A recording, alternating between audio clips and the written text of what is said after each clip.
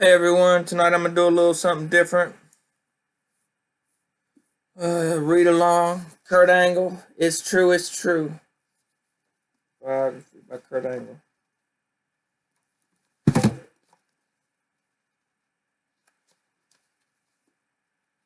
He was a class act. I met Kurt Angle twice. He was a class act both times.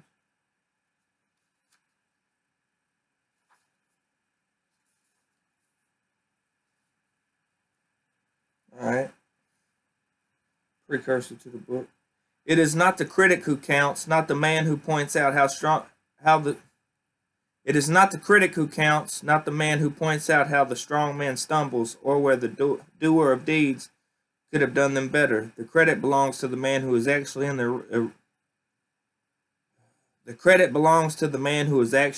arena, whose face is marred by dust and sweat and blood, who strives valiantly, who errs, whose errors come short again and again because there is no effort without error and shortcoming. But who does actually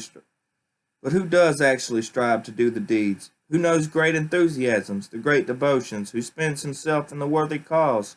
Who at the best knows in the end the triumph of high achievement? And who at the best, if he fails, at least fails while daring greatly, so that his place shall never be with those cold and timid souls who neither know victory nor defeat. Theodore Roosevelt. This book is a recounting of my life and how I see it. It is life's triumphs and shortcomings, how life's triumphs and shortcomings have affected me. Loving memory of my father, Dave Angle, who fought the battle of life each day and taught me its principles. During his life, my father learned many lessons as he overcame life's hurdles. He may have stumbled a bit, however, with each misstep, a lesson was learned. Whether intending to or not, my father shared those lessons with me and passed on those experiences. This gave me the strength to conquer the battles life would present me with.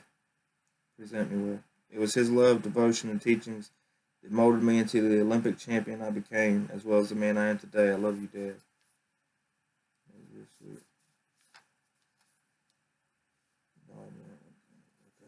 Go ahead and skip ahead to From Hero to Heel. The silence was killing me. That's what I remember most about standing alone in the middle of the Olympic wrestling mat 5 years ago, waiting for a decision that would change my life dramatically in one way or another. Was the gold medal mine or not? I didn't know. Nobody knew. But I couldn't believe that 7,000 people in the Georgia World Congress Center could be so quiet because the place had been absolutely crazy a few minutes earlier during my match. Most of the noise was for me. I was the crowd favorite, the blue collar kid from Pittsburgh trying to win the gold at the 1996 Olympics in Atlanta. Somebody decided to play the Rocky theme every time I entered the arena for a match, and was fitting because I looked like the underdog in the 220-pound weight class. I only weighed about 210 pounds, and physically I was nowhere near as imposing as some of the fearsome looking characters from the Eastern European countries. Yet, time and again, I had dazzled the fans during the 2 days of competition, winning match after match in dramatic fashion with last minute comebacks over or overtime thrillers. Matter of fact, I was such an inspirational figure at the time, overcoming serious injury and personal tragedy to make the Olympic team, that I never could have dreamed I'd become famous in the World Wrestling Federation a few years later as the red, white, and blue covered anti hero the fans would love to hate. Me, a bad guy, a heel? I was always the golden boy, the kid who stayed out of trouble, the guy that fathers wanted their daughters to date. I had dedicated my life to winning a gold medal in memory of my dad, who died when I was 16. Hell, I wrestled in the Olympic trials with two cracked vertebrae in my neck because I wanted that medal so desperately. I was a real life Disney movie, and the crowd in Atlanta was rooting hard for a storybook finish. At least the Americans were. For the finals, there were 3,000 Iranians in the crowd, too, and they were rooting just as hard for their countryman, Abbas Jadidi. The atmosphere in the arena during the match had been so electric that the two groups tried to outscream each other. But now the place was deadly still, and it was terribly unsettling. You could feel the tension. The decision was in the hands of the three referees because Jadida and I wrestled to a 1-1 tie, 5 minutes of regulation and 3 minutes of overtime, and neither one of us could pull off a move to win the match.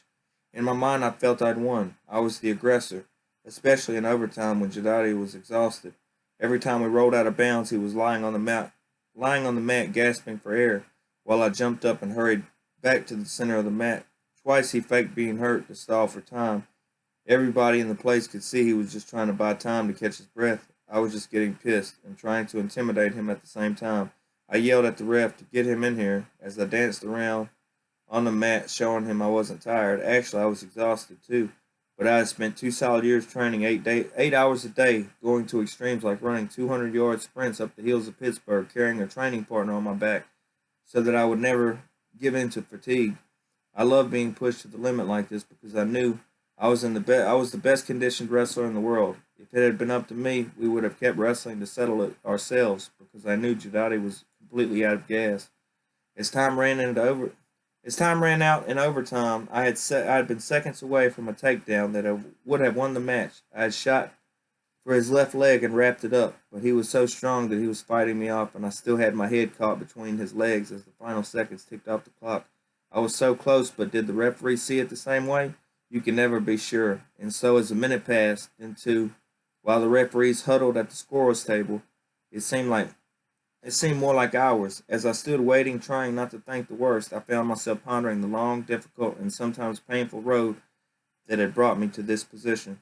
So much had happened to transform me from a kid who cried often while losing as a young wrestler, from the youngest brother in a family of 6 kids who was haunted by a fear of failure, to a 27-year-old Olympic athlete. My father's accidental death on a construction site had changed me forever. It gave me an inner strength that allowed me to rise above the life of brawling and partying that had destroyed the athletic dreams of my 4 older brothers in our hometown of Pittsburgh.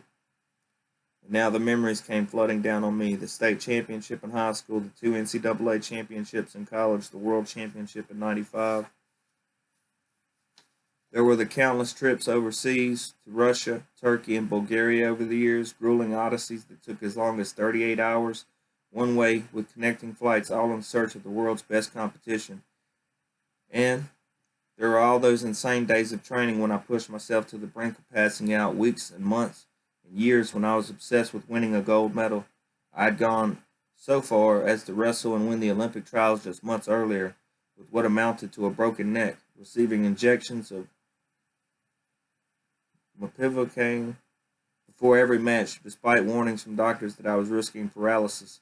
It sounds idiotic, I know, but I was blinded by my quest to become an Olympic champion, and now finally it was over, and I was aching to let go of all the emotion I'd been storing over the years, for myself, for my late father, for my family members in the stands, and for Dave Schultz, my friend and coach, who had been shot and killed months earlier by John DuPont, the crazed millionaire who sponsored the amateur wrestling club to which I'd once belonged.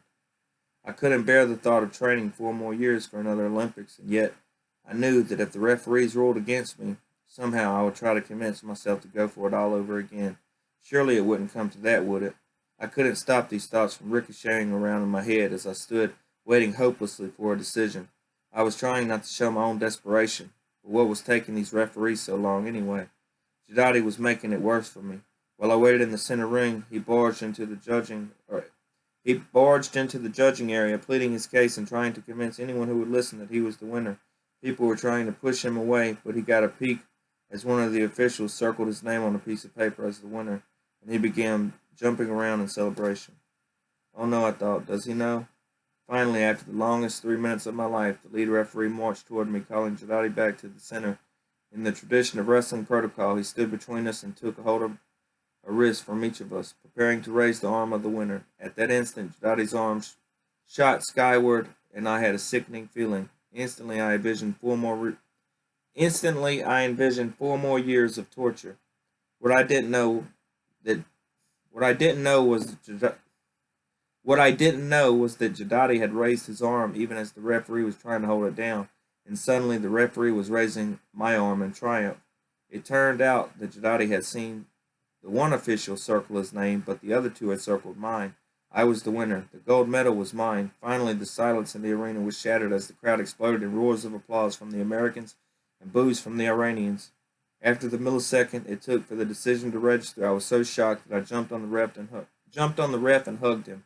Then I dropped to my knees, overwhelmed by emotion. I thanked God. I thanked my dad, sure that he was somewhere cheering somewhere.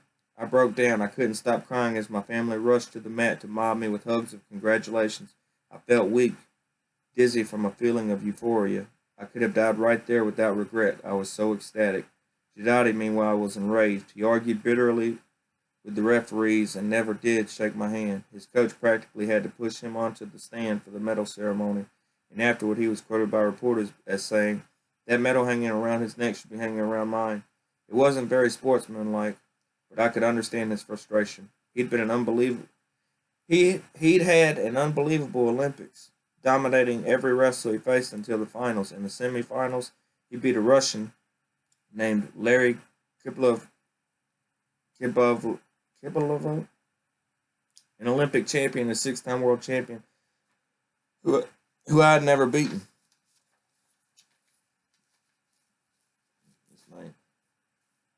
Kibalov was one of the best ever in our sport, and Jadada crushed him, beat him 8-1, which is like winning a football game 56-0. The guy was on a rampage, and I'm sure he was counting on winning the gold, but I was able to negate his strength with my quickness, my balance, and my instincts, and we pushed and pulled at each other, neither one giving an inch. The match was unbelievably intense.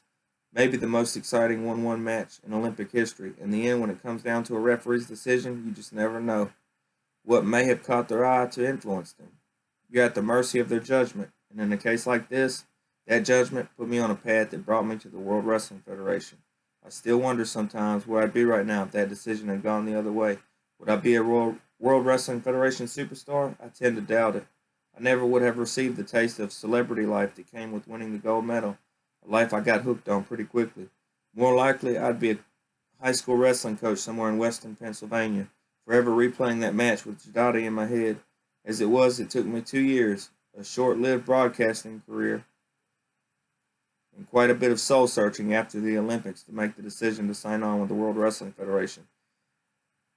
And that was after I earlier turned down a lucrative contract offer from the World Wrestling Federation immediately following the Olympics because so many people around me advised against it. They told me I'd be selling out the sport of amateur wrestling.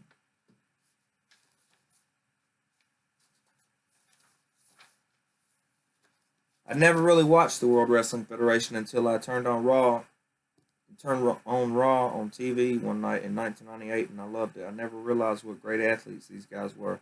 And within a month, I was intrigued by the thought of joining. At the time, I was searching for a new identity, trying to find a career that would offer the challenge and the excitement of all those years of world-class competition and keep me in the public eye. So I called Vince McMahon, came on board after a tryout, and skyrocketed to the World Wrestling Federation stardom, winning the championship belt in less than a year. No one had ever moved up the ladder so quickly. Along the way, I won over the skeptics in Pittsburgh as well as in the world of amateur wrestling. My high school and college coaches, both wrestling purists, are loyal viewers now, and they appreciate the entertainment as well as the athleticism we display. Of course, when I signed on, I figured I'd be cheered the way I was all those years in amateur wrestling, but it doesn't work that way in the world of sports entertainment. These days, you pretty much gotta have some badass in you. You got to be a good guy, or what is known as a babyface in the business. Fans love the rebellious guys, the guys who wear black like Stone Cold Steve Austin. People think he's the toughest SOB in the world. Same with Triple H. Those guys are great at what they do, but I wasn't going to be like them. Basically, I was the perfect anti-hero. The red, white, and blue Olympian who thinks everybody should be in awe of him. It seemed weird at first, but once I understood the concept, I ate it up. Okay, I'm the nerdy straight arrow who's here to save the World Wrestling Federation from all the badasses. I'm not going to say that's the real Kurt Angle. That's why Vince McMahon calls it sports entertainment. We're playing roles that are created to give the fans a great show, and I take that role as seriously as I took the Olympics. But I'm not really that goofy, self-absorbed character who's always showing off his gold medal, telling people they should appreciate what I've done. I've always been humble about my success. I like proving that nice guys can finish on top. I make it a point to treat people the right way, and I'm aware that what I do as a celebrity can influence others. But I adjusted pretty quickly to being a heel in the ring. It's fun, especially for somebody like me who was always so worried about being a good guy, a good son, a good brother, a good guy. When I'm in character, I don't have to worry about that. I'm willing to make myself look like a jerk to make it work. I'll do or say whatever it takes to get a reaction. I get on the microphone and make fun of every city we work in. That's a way of baiting the crowd. I gotta go. My dog's medicine. Somebody knocking at the door.